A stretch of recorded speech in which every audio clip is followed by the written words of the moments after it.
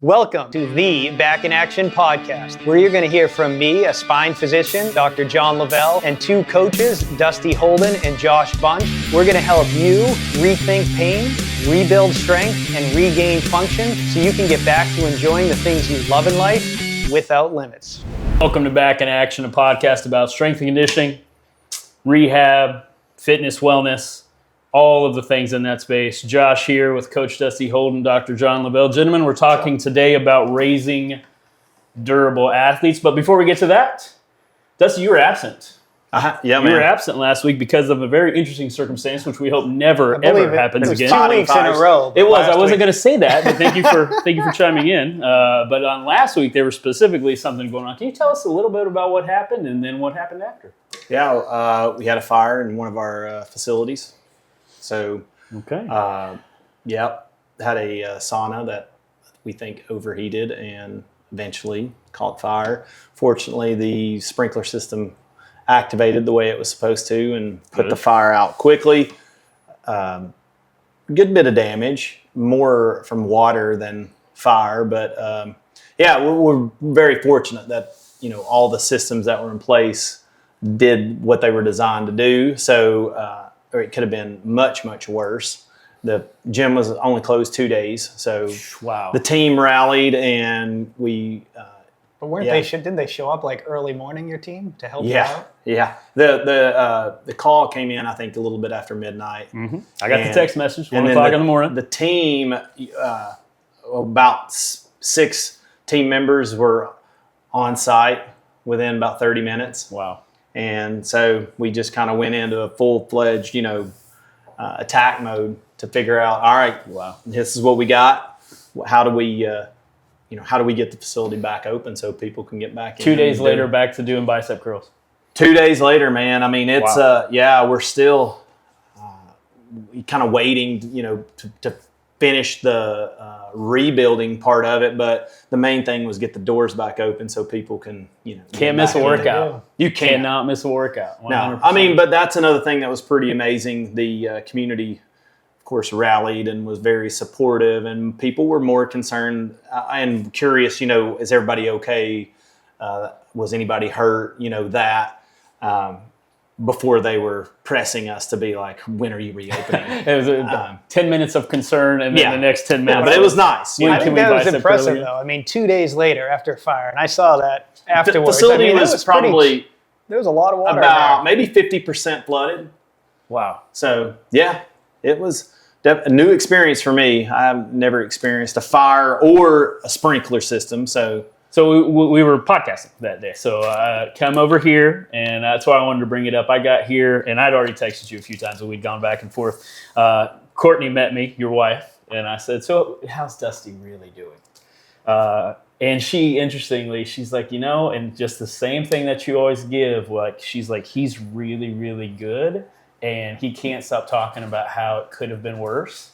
Yeah. And that's pretty remarkable, especially since you've never been in that. So I just wanted to say, kudos for that. Thanks. That's big time. Agreed. Yeah, that's big time. It also shows, how well your leadership is in that place. Not to give you too big of a head with what he just said, but have your team members rally that quick. Obviously, they're used to doing hard things and being challenged, but also your leadership to be back open in 2 days. It's impressive. Well, I think I always look at opportunities like that as, we sit and we talk a lot about, chronic pain and what people need to be doing to get themselves, headed in the right direction. And we're always encouraging. But then, when you find yourself in those maybe unfortunate circumstances, it's kind of an opportunity to really walk what you've been talking. That's right. So I think it's important when the lights come on and you're on the stage to be like, all right, what's your response going to be? Is it what you preach, or are you going to have more of this victim, type mindset? And I think that is just something that's, we're talking about a fire, but this fire could be in your back. And it's, again, like the same approach. You're going to just kind of lay down and take the diagnosis or, whatever it is that's kind of came your way, that maybe it's an injury, or are you going to, rally the troops and say, all right, this is just what we're working with. Now, what do we got to do to to get back in the game. I've learned a lot of that from you and watching you and being able to work with you for that, and how you transferred over to your athletes is fantastic. And that's kind of what we're talking about today. Yeah. So we're talking about putting you out of business. I love it. Starting them really young. Well, let's say this: we're already started really young. And what I wanted to explore is, if we know what strength and conditioning looks like, then why do we still have athletes that are injured? That's kind of the broad question that I want to talk about, specifically young athletes. We're talking about raising a durable athlete. Before we get too much further, can you tell me about some of the normative, the common things that you see when it comes to younger athletes? Are there growth plate issues? Is it osgood schlatter? Like, what is it that you see a lot of? It's the gamut. It's often sports specific, but I would say, even before we jump into the details like that, with kids, we're talking about kids and athletes and training. Mm-hmm. We have kids, our kids, young kids. I mean, when they're born, we're teaching them what to eat, getting them good nutrition. We're teaching them, get on a sleep schedule, learn how to sleep. We're teaching them to be good people, how to be respectful and kind. What do we not do with children is teach them how to move. I mean, we assume they're going to move and be active and play, but we don't instill in them how to take care of their body in terms of strength and conditioning. Why I always wonder, why is that piece left out in raising children? Why do we assume it should happen when they're 18, 20 and onward? What if we instilled that in their youth? So we teach them to sleep, we teach them to eat healthy, and we teach them how to move their body appropriately, adding resistance with time. It's just, that will put me out of business, and I would love that. Dusty, when is too young, or when is the right time to start what Dr. Lavelle was talking about? Well, I think as soon as they can really communicate, it's like, all right, let's start talking about the movement patterns. I mean, if you ever pay attention to a small child, even when they start walking, and you'll watch them drop down in a squat, and they'll sit in the bottom of a squat for, 10 minutes, no problem. Yeah. It's like those movement patterns, it's something you're born with. What ends up happening is, because they're not utilized as time goes on, then we lose them as we age. So I think as soon as they can communicate, it's time to start teaching them how to move. Yeah. I know with my boys, they've been fortunate enough to grow up inside of a gym. So training and movement is something that they don't really know anything other than, like, that's what you do. Yeah. And we've been really intentional though with them on, that's one of the big drivers in why I opened a gym, is I wanted my kids to, grow up and it not be something that they viewed as maybe optional or even as another thing on the list that they had to do, but it's something like getting up and brushing your teeth. It's like, it's just ingrained into you. Life. Like every day you do these things, and training is one of those things. Yeah. Now we have talked a little bit about weightlifting as it pertains to the youth athlete. Do you think, and you're talking about moving, and I'm taking moving just as a general structure, as moving through a squat position. Yeah. These are relatively, body weight. Relatively unloaded. But is it okay to introduce weights at a young age? Yeah. Okay. I think the big thing is first you want to teach them how to move. Start with their body weight, move your body well. And then as you master those movement patterns, then start training. Now, that doesn't mean you got to be trying to load it up and, go as heavy as they can. Yeah. But it's like getting them to feel some weight is a good thing. Helps just build bone density and, all the things that we know. Yeah. Now, as coaches, we find a lot of you want movement to perfect is not the right word, but you're always striving for perfection out of it. So you're a master of negativity. You're trying to find the wrong. You're trying to present the right way. And you're trying to get them to move. There's a formula that you can use for an adult. You don't want to be overly correcting them. Yeah. What works with a kid? Do you let a little bit more go? Are you harder on the younger age? What's it like in relation to thinking about an adult movie? Well, you got to keep it fun. Okay. That's, I would say, the most important piece, is because in order for them to want to do it or want to come back and do it, it's got to be something that they you can't fear they do as fun. Right. Yeah. So it's not so much about how they're moving, but they're moving, and then that you're keeping it fun. And I always tell folks the nice thing about kids is you got time. It's not like we gotta we're on some strict timeline that this has got to be done by a certain date. Whereas with an adult, it's a little different. Now maybe the time piece does play more of a factor than it does with a child. So it's just letting them be, letting them kind of move at their own pace. And I mean, I got 3 boys, twins that are 13 and a 10-year-old. And I would say their like relationship in the gym, each one of them are very different. They don't all enjoy it the same way. So it's kind of like trying to figure out what excites them. Do you push into that? So if like Dr. Lavelle wants to do gymnastics, I want to do weightlifting, are you like, hey, cool? Or do you say, no, this is the right way, this is the way that we do it? Yeah, no, I want them to fall in love with the process. The whole thing. Yeah. General physical And so if it's like, all right, this is what you like right now, like my boys, I would say it's a pretty much consensus that they love the barbell. They want to be they want to be doing bench press. They want to be doing things that in their mind, is how you get jacked. Yeah. Now, some of that is preconceived from like what they've seen in the gym. Oh, sure. So they're been in the gym a lot, so they see a lot of things. And but they all, they want to lift weight. Well, when you look at it, I think even when you see the different domains play out, when you see a weightlifter, it looks different than maybe when you see a gymnast. And we know from training both that the gymnast is an amazing athlete that might hide the difficulty of what they're doing, whereas a weightlifter, you see weight on the bar. Yeah. It's an easy measure.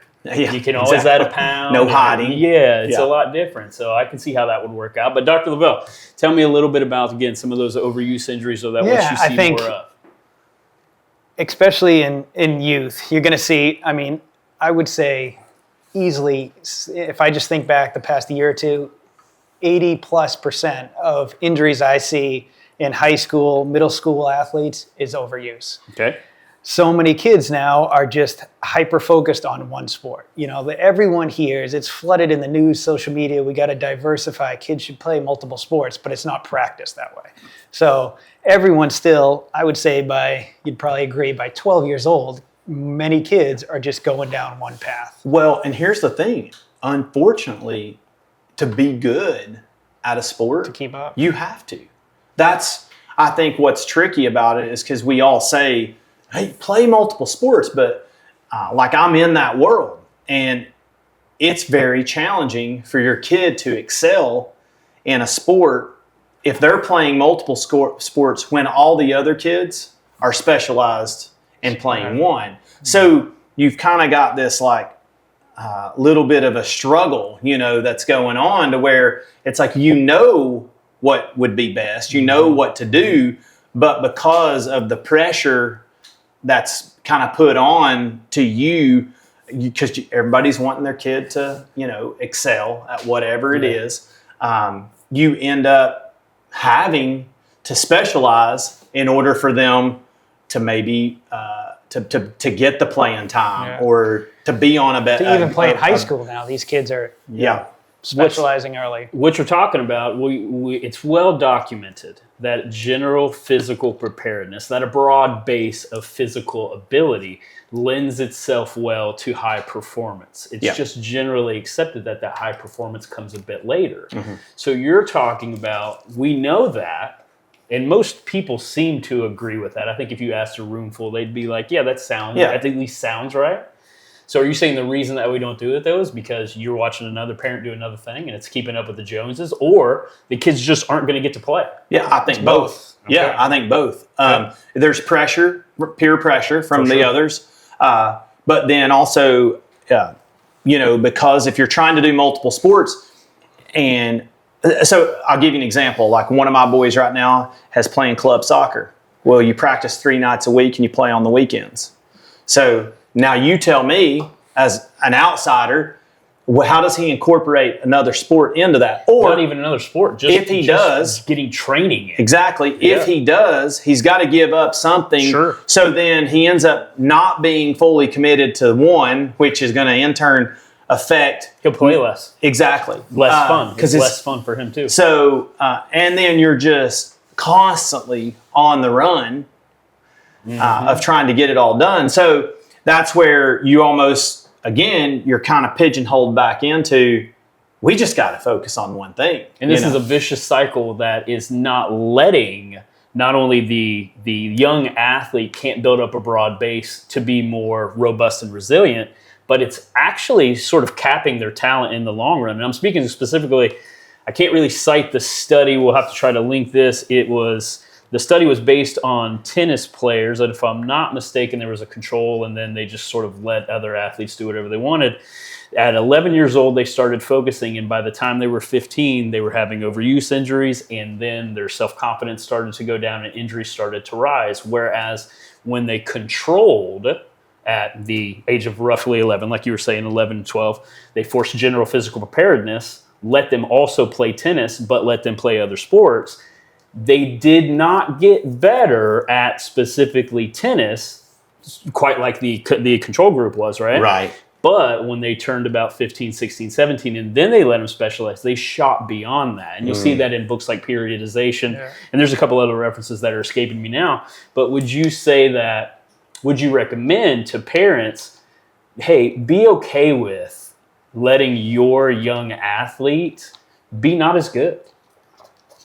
Yes, and that's hard. That is hard. How do you deal with that as a parent to know that I could have my kid focus more? They would be better now, but if I didn't let them do that, they'd be better later. Well, I think you just got to constantly be reminding yourself, like, hey, no scholarships are handed out at 10 years old or 12 years old. That's right. Or even, 14, how many 15 years How old. many kids that specialize and in high school get college scholarships? Less than 2%. Mm. How many high school athletes play in college? About 7%. Mm. And how many high school athletes make it to the pros? It's less than 0.1%. You're not even allowed to get the true contact until you're like 16, right? I think you're allowed to like watch. Yeah, you're allowed to go to camps, but they can't truly make contact. It's putting it in perspective like that, and it's hard to do when your kid's 12 and you're trying to see that broad. And I think too, like, I don't think anything matters until the kid hits puberty, because there's just so many things that can change. I mean, if you're sitting looking at, if you see two 10-year-olds, one is hit puberty, one hasn't. The difference is like, it's massive. That's right. And so to be trying to even speculate on where you think the kid's going to be, you can't until you've at least gotten through that phase to see just what are we like looking at. Yeah. But I think it's one of those, things you have to constantly be keeping yourself in check, reminding yourself, because honestly, it's going to be in your face as a parent. And you, we have tried to be really intentional about all those things, but nobody likes to go out and nowadays too, any sport, it's a significant time investment. So you're investing a lot of time, a lot of effort, money, and nobody wants to do that. And your kid's at the bench, or just not be getting the full experience out of it. So then you're kind of back to, all right, what do we got to do to, get in the mix here? And that, a lot of times comes down to, all right, we got to do it more. So let's use soccer. So it seems like soccer is very popular.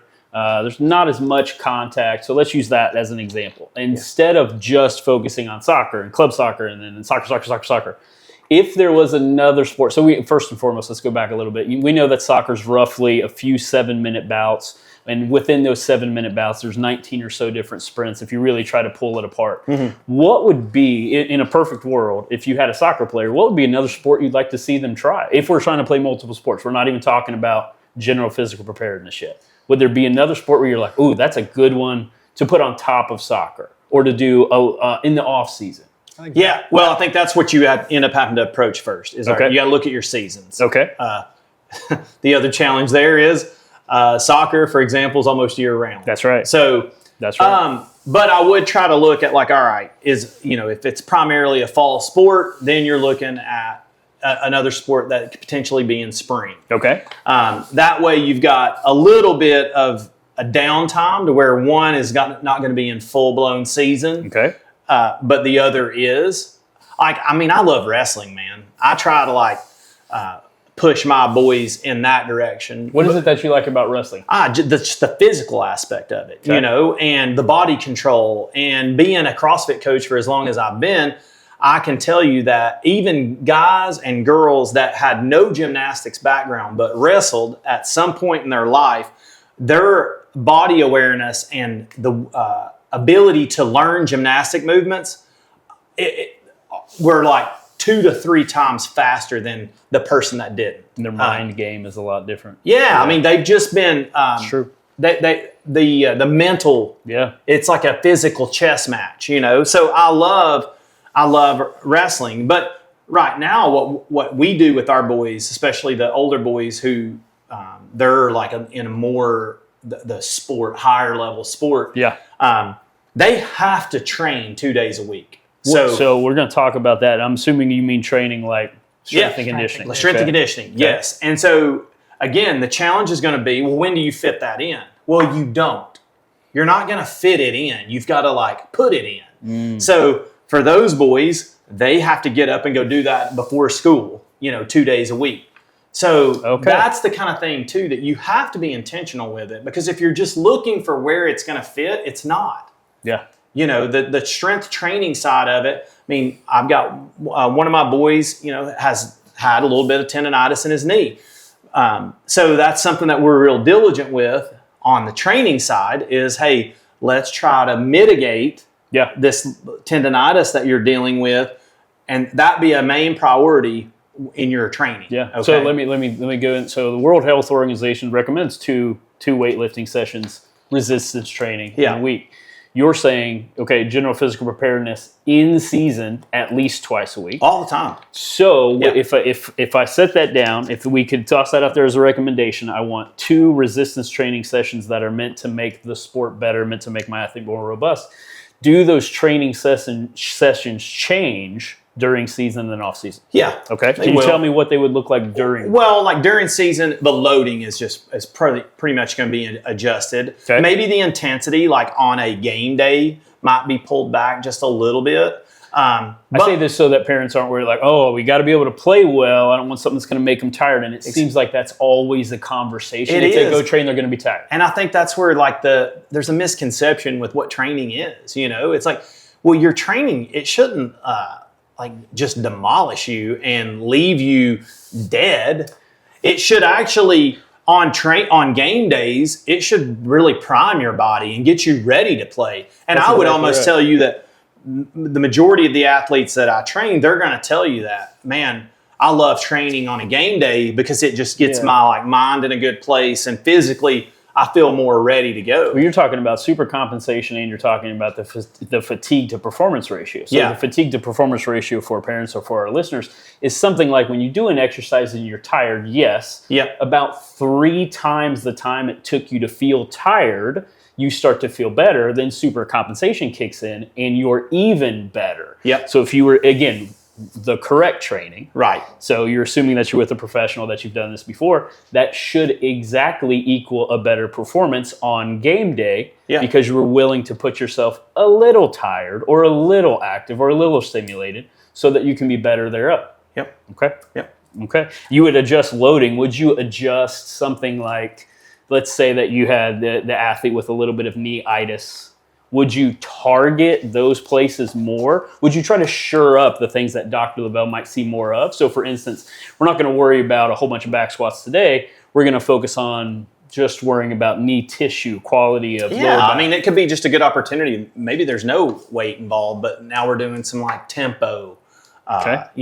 It could be air squats, it could be lunges, but we're just slowing everything down, being more intentional, and again, just priming the body for competition. You're getting ready to go do something that's very physically demanding. That's right. Resting and getting your body in a relaxed, position. Well, that doesn't sound like it's ready to compete. It's probably the worst thing you can Exactly. do. Yeah, it's probably the worst thing you can do. Okay, tempo, loading. Is there any other situations you would address off of that? Maybe non-loaded, maybe loaded less. Tempo meaning? Yeah, and volume. I mean, that may be, you may adjust the volume. I think that's all situational depending on the athlete and what you said 2 is good. Is 3 better?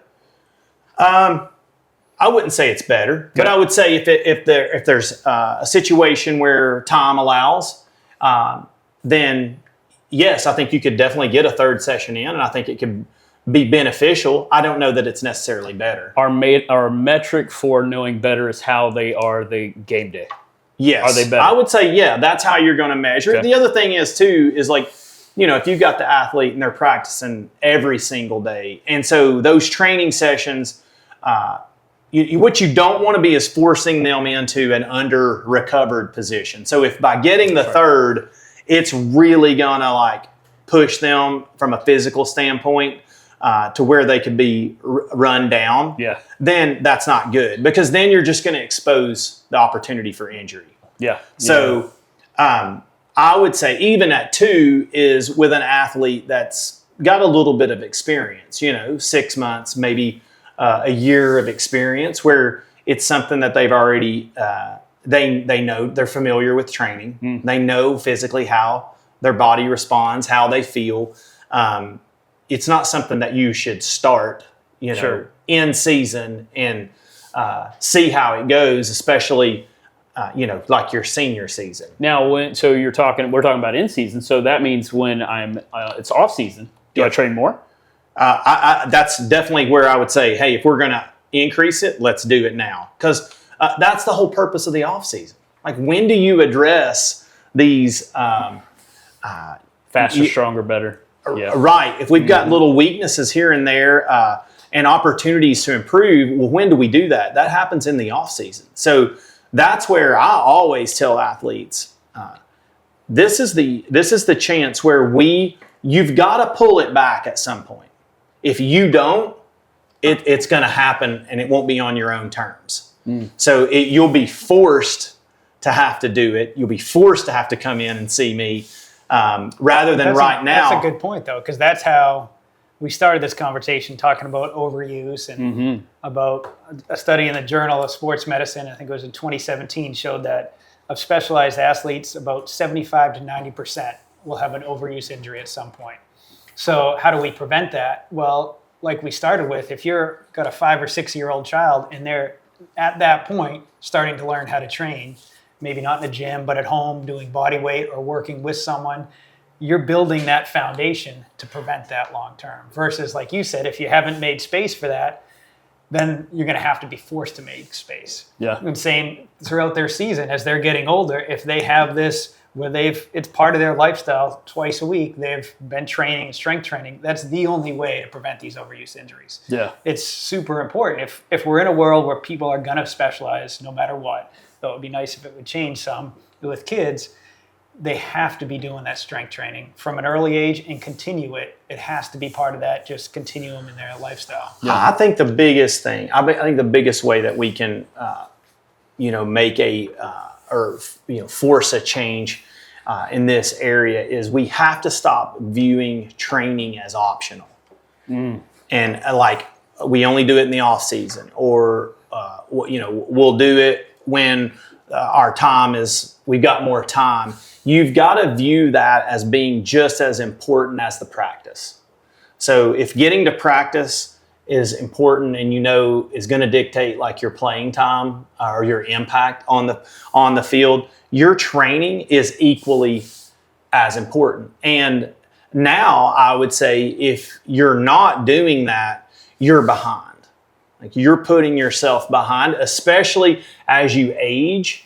And once you get into high school and definitely into college, if it's at a high level, training is going to be like it. You're going to be doing more of it than you probably ever have in your life. So, and the demands are going to be greater because now what's switched is that time component that I talked about earlier. Like, the sooner you can get in, the more time you got. As you age, then the pendulum swings, and now that the clock's ticking. So it's like, now we got to really, And again, to dress it up for those that might not know exactly what they're talking about, we're talking about with general physical preparedness. We were just watching a video of LeBron. Yeah. And he was doing some stuff that resembled a deadlift with a barbell, and you might be say something like, well, how does that work out? Shouldn't he be jumping? Yeah. Right? Like the obvious look is do exactly what the sport does, but that's even taking specializing and specializing more, which might be the case. And in that circumstance, I think what we talked about was sports is in some instances directly trying to overuse. That might be exactly what you're going for. But what you're also talking about is we need to do strength training as in general, like I'm going to pick up a barbell even though I'm a runner. Oh, Can you speak to something like that? How do you work in those things that don't look like they resemble what I'm going to be doing on the field of play to make me better on the field of play? Well, I think it comes down to it really just comes down to health. Okay. And so, if you're a runner, chances are you're doing a ton of running. That's and probably a ton of plyometrics and a ton of those type things. Where I can come in and help you is I can introduce something that your body isn't adapted to. I mean, if you always run 3 miles, guess what? You're going to get really, really good at a 5K. But then when you got to run a 400-meter sprint, chances are you're probably not going to be very good at that. Or get injured. Exactly. Yeah. So that's where, I feel like the strength training piece comes in is because, one, it's an opportunity just to force, new adaptation. Yeah, it's novel. Yeah. And then on top of that, it's like, all right, well, if we've been doing that one thing and we've been doing it a whole lot, the chances are we've probably created some movement pattern issues, some weaknesses. So there's some deficiencies that are there that now we can kind of come in and we can offset those things with strength training. It could be that your back, that you now have a back issue. Yeah. So now we strength train and we increase the muscle mass in your back, and now maybe we've reduced some pain, but also through that, there's chance that you might get faster. So we're talking about, I felt this thing happen. So you go off of the beaten path to try to strengthen that thing that I felt makes the thing better. Yeah. So my knees hurt. I'm going to push into that thing. Yeah. And then all of a sudden my run gets better. And we're going to train your hamstrings. And that, generally speaking, it's that novelty thing. You're talking about a million little plyometrics, which is essentially running. You're falling and catching yourself. You're falling and catching yourself. You're doing that a million times. You're going to say, no, we're probably going to squat for like 5 reps. Yeah. It's going to feel heavy and shocking. That's going to make you feel better. Yep. I'm going to think it's safe to say that the athletes that you see, doctor, are not currently strength and conditioning. Would you say that's generally the norm? Vast majority, yeah. And then or if they're playing sports. very Though. simple. Okay, but they're playing sports. Yeah. They're probably not doing a really robust. It's kind of like, here, go to the gym, do some If stuff, if at all. Usually not in the gym, something maybe at home or something like And that. then you send them over to Dusty. And then Dusty, you actually take the low effort days, the high effort days, and you coordinate all of what you have going on, again, GPP, alongside field of play. What I also see too is we're talking about all this overuse, and when do they start really piling on all these practices and specializing? Usually 10 to 12 through high school. So what is our body doing at that time frame? It's growing, right? And that's also going to set you up for these overuse injuries. So our bones grow faster than our muscles and tendons. So if you have a big growth spurt, we talked about this a couple podcasts ago. One patient of mine went from like 5'8" to 6'5" in a year or so. During that time, it's his bones that are really growing, but then the muscles and tendons are tightened because they have more length to cover, but they haven't grown as much in that quick amount of time. So then you're set up for tendinopathies where the tendon goes into the muscle, or where the tendon attaches to the bone, and then the enthesopathy. So you get an inflammation in those. That's one of the most, you were asking to start the podcast, those overuse injuries. Those are kind of the most common, is when you have those tendon strains, tendinopathies. And it's often because our bones are growing and we're continuing to push it and grind, but not doing the strength piece. So keep those muscles strong around I get the growth spurt. I'm playing soccer. I just keep playing soccer, and then I'm shocked that it keeps hurting. Yeah. Same diagnostic that comes back to you. the same sort of issues with the tendon, right? We have some sort of tendinopathy. We have a reactive tendinopathy. What would be 1 or 2 exercises that if I'm dealing with something like that right now that you would offer up to a young athlete? Well, one of the big things is like if it's tendon related, it would be like that tempo training. So maybe it's a knee. So it could be just like a slow controlled like lunge. a heavy slow resistance. Yep. It could be a slow controlled lunge. It could be a slow controlled squat. Yeah. Okay. Anything, any movement pattern. It could be that you're hinging at your hip, but it's not necessarily, you can make lightweight feel heavy 100%. By just adding tempo. 100%. And then that's another just really, really good way for strengthening, ligaments and tendons. And an HSR isn't even, I think it's important to say this, it isn't even meant to be pain-free. So I come to the doctor because my knee hurts. Your knee hurts. He sends it to you and you're going to say something like, we're going to make it feel better and it's going to hurt while we do it. Yeah. So I think it's really important to talk about that. Now, you don't want to obviously send the athlete cascading into the realm of pain. Right. But it's not going to immediately feel better. And often is the case, it feels a little worse while you're training. And that's really the point, is like that we find a movement pattern that you can do at a very lower pain threshold. And then it depends on if it's degenerative or reactive. So reactive means I've played 27 games. The thing is reacting. It may be good idea to calm it down. Yeah. Or this has been like this for 3 to 4 months.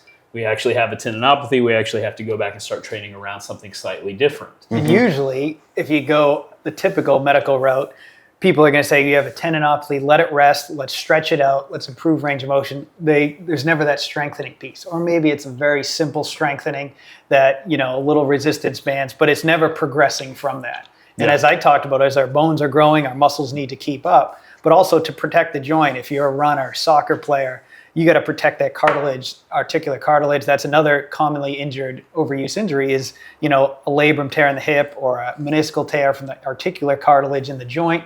How do you protect that? By hypertrophying the ligaments and the muscles around that. Getting bigger. If you don't add that bigger. strengthening, and the muscles are being tightened just from our bones growing, but also if you're constantly repetitively using a muscle and it's fatiguing, it then tightens up. How do you prevent that? You got to strengthen it so it doesn't fatigue as much and tighten up, and then you get that strain or tear or tendinopathy. So again, another vote for strength and conditioning, and you're even talking about, hey, it's probably a little grandiose to think that we won't specialize at a young age. So one of the things to offset that specialization is a general physical preparedness. I would say if you have a young athlete from any age and they're playing youth sports and they're specializing, if they're not also offsetting that practice, that sport-specific practice with strength and conditioning, they're almost guaranteed to have an overuse injury. As I said, it's up to 93% in that one study from 2017.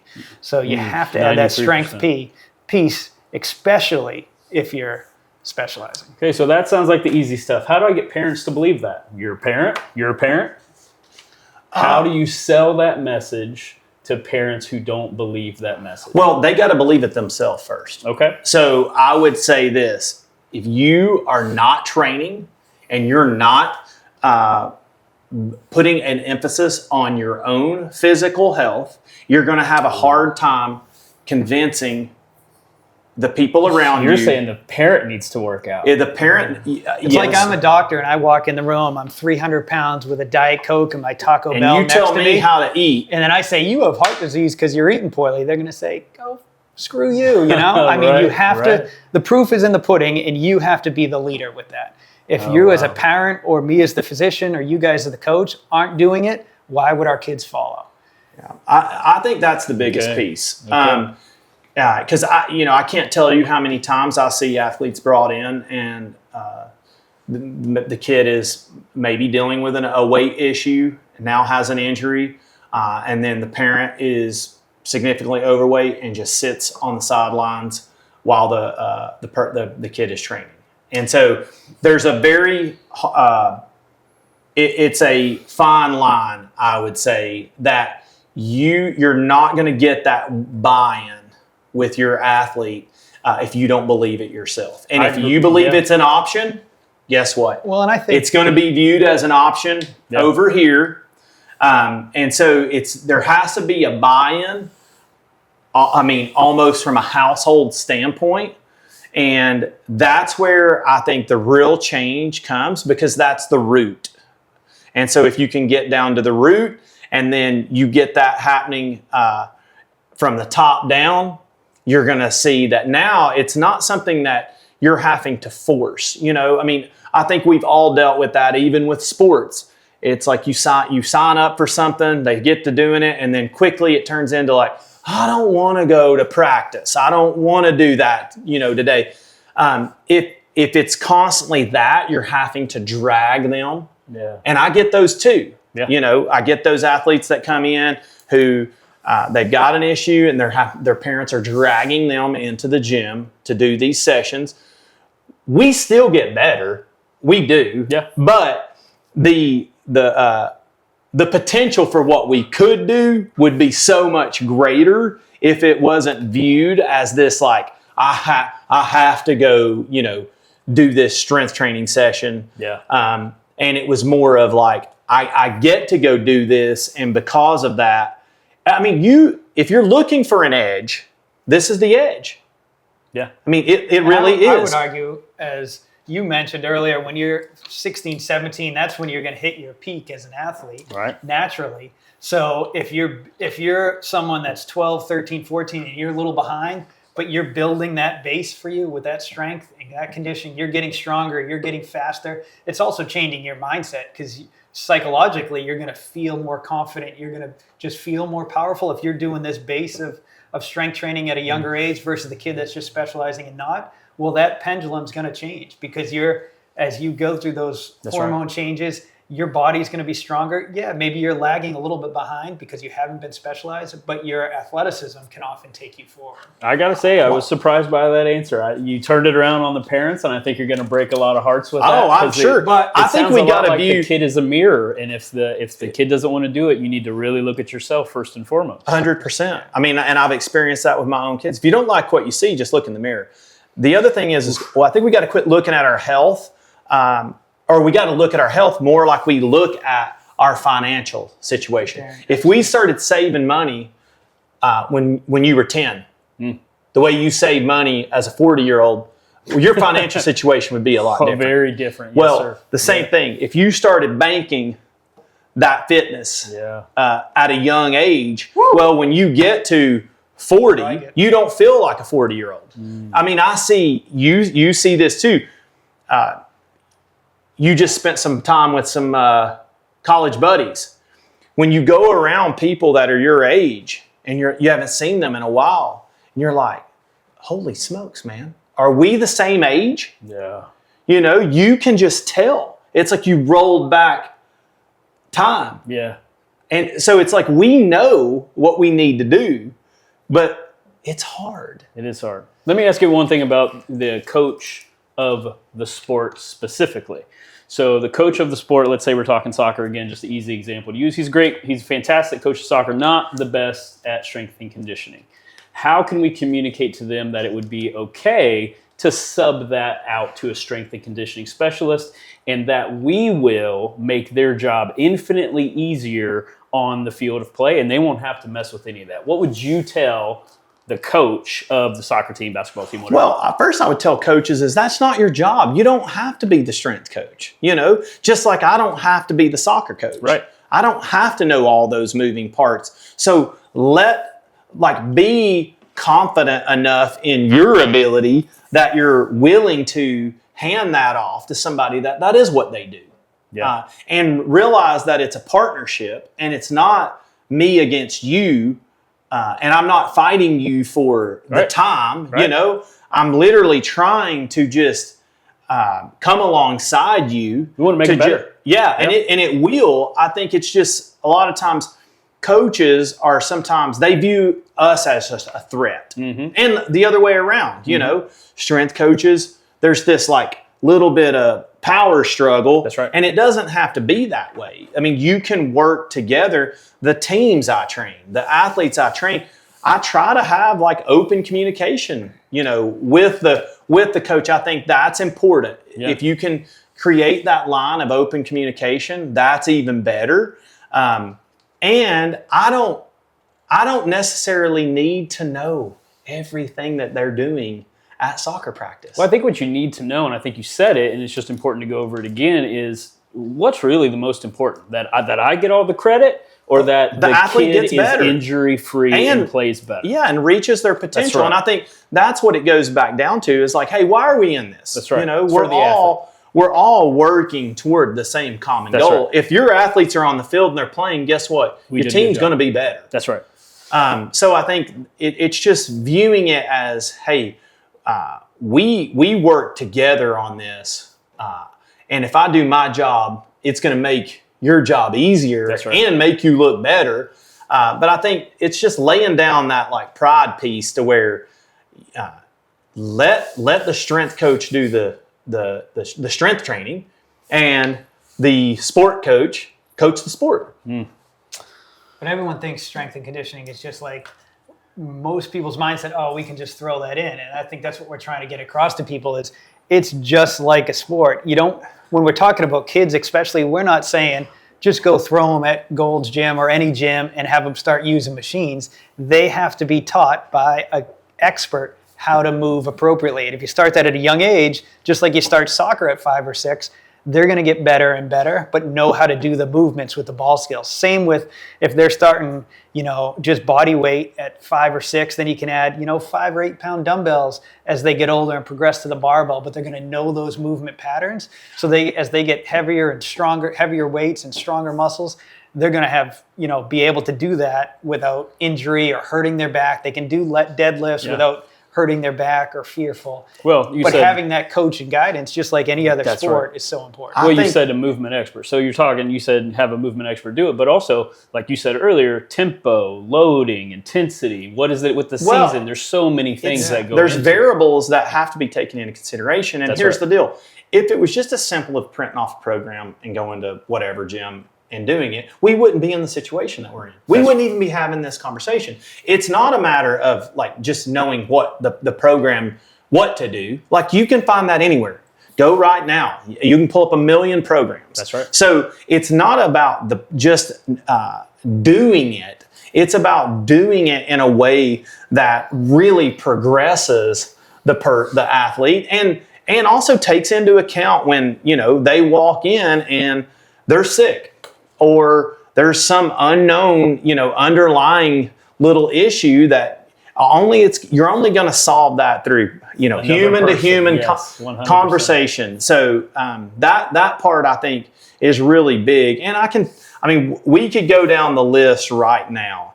And I think the athletes that I've had, they're going to come back and tell you, and they will do the same to you, that the ones that you've poured into over the years, it's like one comes to my mind right now because she just left for college, and I got a letter from her, and just hearing her talk that like no other person had a bigger impact on her sport career than me helping her with lifting, But with the amount of time I spent with her 3 times a week for 4 years, like that compounded. Huge. And ended up, I spent more time with her than a lot of the other coaches, So I think that's where and you can see the difference in when it's done correct. And now she'll go right into college. And I said, how are you matching up? She's in D1 soccer. And she says, I'm ahead of everybody. That's a good place to be to start out. Yep. I want to review just a couple of things. Correct me if I'm missing anything. 93% of young athletes will come see you with an overuse if they're not doing strength and conditioning. That's piece number 1. Piece number 2, we would love for them to play multiple sports, but if we're not going to play multiple sports and we're going to focus and specialize, it'd probably be a good idea to work out at least twice a week with weights, resistance, general physical preparedness, maybe 3. Yep. And then in the off season to have somebody like the strength and conditioning coach, just like the in season, to adjust volume, loading, tempo, all of the things that make the program fluctuate to make the athlete better with time. And we don't just train in the off season. Gentlemen, thank you for your time. Thank you for watching. Join us for much more where that came from. And when you get a chance, follow us on Instagram and YouTube at Back in Action Podcast.